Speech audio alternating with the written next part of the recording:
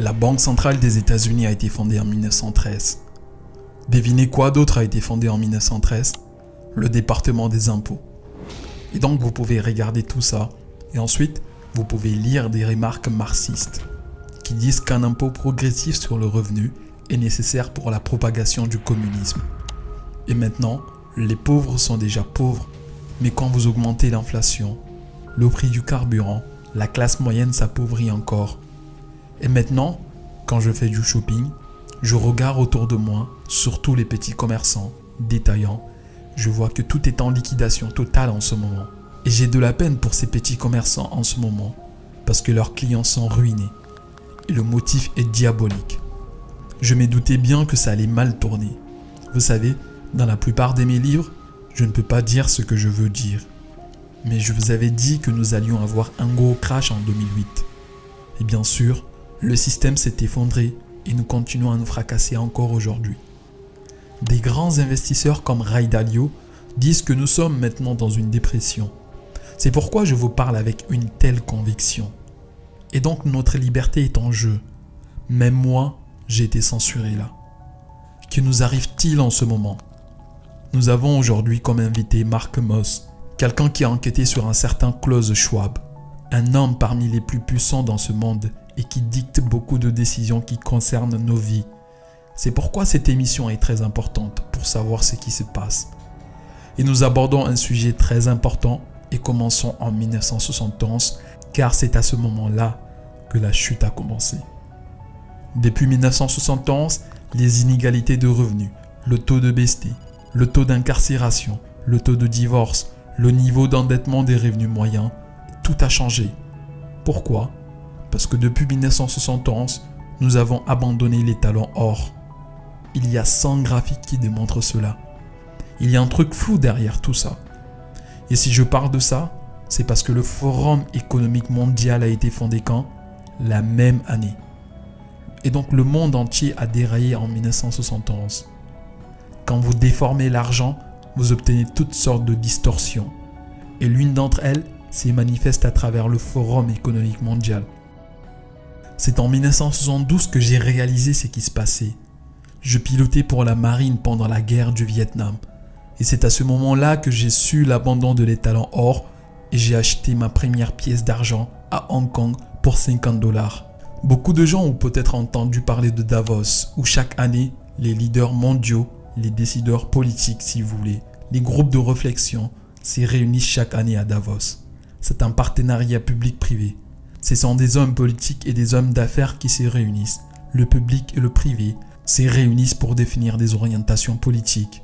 Ils se réunissent chaque année à Davos, en Suisse, au Forum économique mondial. Il a été fondé par ce type, Klaus Schwab. Il a créé ce groupe de réflexion, réunissant ces gens pour essayer de trouver une meilleure façon, une façon plus équitable de diriger le monde. Et faites attention, à chaque fois que vous voyez le mot équitable, vous savez de quoi il parle ? Il parle tout simplement du marxisme. Et en réalité, qu'est-ce qu'a fait Klaus Schwab ? Il a repris les mêmes idées marxistes. Ce sont les mêmes idées qui sont refaites au niveau mondial. Et c'est tout simplement du marxisme généralisé. Et aujourd'hui, vous allez également savoir comment ils vous contrôlent. Ils réunissent donc les leaders mondiaux, les politiciens, le public et le privé. Ils se réunissent autour de ce qu'ils appellent le capitalisme des parties prenantes. Alors que des professeurs comme Rothbard disaient que les entreprises devraient se concentrer sur le profit, lui dit non, les entreprises ne devraient pas se concentrer sur le profit. Les entreprises devraient se concentrer sur la communauté, sur le ESG, l'environnement, le social et la gouvernance. Nous devrions être équitables et donc essentiellement dénaturer toutes les choses. Et ils veulent le faire par le pouvoir, par le contrôle, en forçant les gens à s'y conformer ou d'éduquer les gens et de leur montrer les meilleurs moyens. Et ainsi, ils l'ont fait à travers le partenariat public-privé, donc essentiellement à travers l'argent. Donc maintenant, si vous ne vous alignez pas sur leur politique, il n'y a pas d'argent pour vous, pas d'investissement pour vous. Et si les entreprises ne suivent pas leur politique et ne poussent pas ces mesures vers le haut, elles n'obtiennent pas de financement. Et ensuite, elles seront essentiellement poussées à la marge de la société. Et donc si vous passez du temps à étudier la situation macroéconomique, vous allez apprendre un concept appelé transfert de richesse. L'argent ne disparaît pas, il se transfère. Et donc quand vous perdez votre richesse, elle ne disparaît pas, quelqu'un d'autre l'a récupérée. Et ce n'est pas plaisant du tout. Et ce point est très pertinent et c'est ce qui se passe en ce moment. J'ai donc réalisé qu'il y a certains moments et certaines occasions où ces transferts de richesse se produisent. J'ai donc passé ces 12 dernières années à étudier ces transferts de richesse pour comprendre comment faire pour être bénéficiaire. Je fais souvent référence à ce qu'a dit Henry Kissinger, ce qui était peut-être un avertissement au monde. Il a dit « Si vous contrôlez la nourriture, vous contrôlez les gens. Si vous contrôlez l'énergie, vous contrôlez le continent. Si vous contrôlez l'argent, vous contrôlez le monde. » Beaucoup de gens ne savent pas qui était Kissinger, mais il était secrétaire d'État du président Richard Nixon. C'est lui qui a ouvert la porte à la Chine, mais qui a aussi joué un rôle important en Europe au sortir de la Seconde Guerre mondiale, en redessinant le monde. Il a donc été très influent et il l'est toujours. Quels sont les vecteurs d'attaque aujourd'hui ? La nourriture. Nous allons manquer de nourriture. Selon l'ONU, 868 millions de personnes pourraient potentiellement mourir de faim dans les 24 prochains mois. Regardez ce qui se passe au Sri Lanka aujourd'hui. Les émeutes se multiplient parce que c'est la corruption et ils meurent de faim. Ils sont affamés en ce moment. Le Sri Lanka a le meilleur score ESG du monde. Ils ont publié un article il y a 2 ans disant que d'ici 2025, ils allaient être l'une des nations les plus riches. Ils allaient être l'enfant vedette de l'ESG, c'est-à-dire du respect de l'environnement, du faible impact sur l'environnement, de votre score social, de votre gouvernance, de la diversité dans votre conseil d'administration, des choses comme ça. Ils ont ouvertement dit que d'ici 2025, nous serons l'une des nations les plus riches du monde. Aujourd'hui, ils ont complètement sombré. Ils ont fait défaut sur leurs créances, ils n'ont plus d'argent. Ils n'ont même pas d'argent pour importer de l'énergie.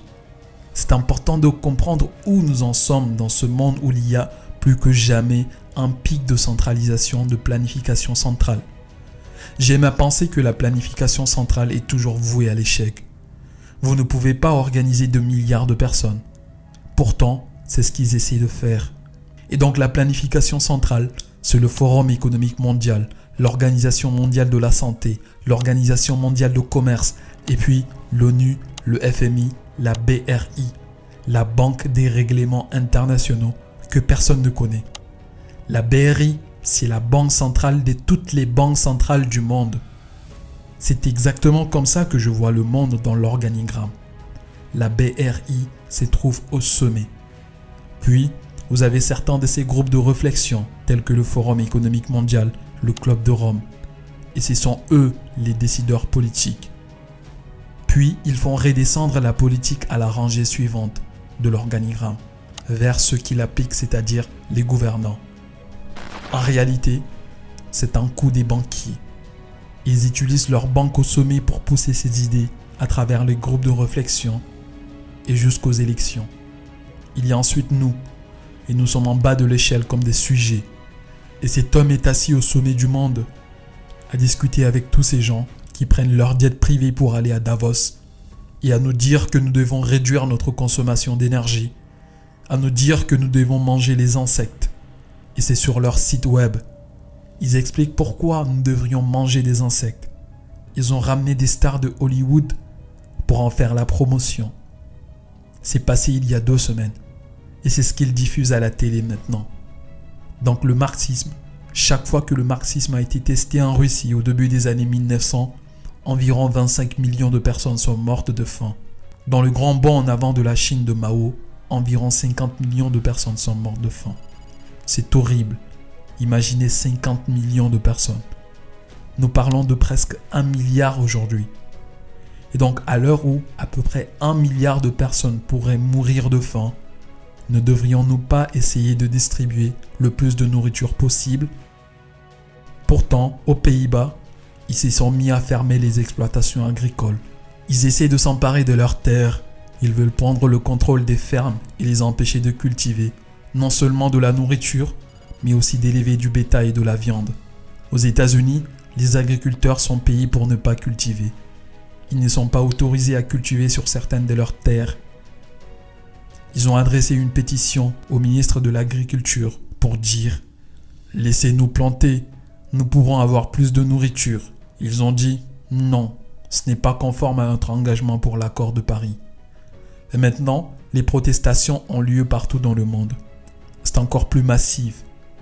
Et comme partout en Europe, il y a en plus une crise énergétique. Tout le monde devrait le savoir maintenant, il n'y a plus de gaz naturel. En Europe, on dépend de la Russie pour le gaz naturel. Et en plus, nous avons besoin de gaz naturel en Europe pour fabriquer des engrais. Et nous avons besoin d'engrais pour faire produire des aliments. Et tout cela rejoint les 3 choses qu'Henry Kissinger disait, à savoir la nourriture, l'argent et l'énergie, pour contrôler les gens et les continents. Dans le manifeste communiste, il avait 10 points. Le 5e point était la création d'une banque centrale. Donc les banques centrales font partie de la marche marxiste.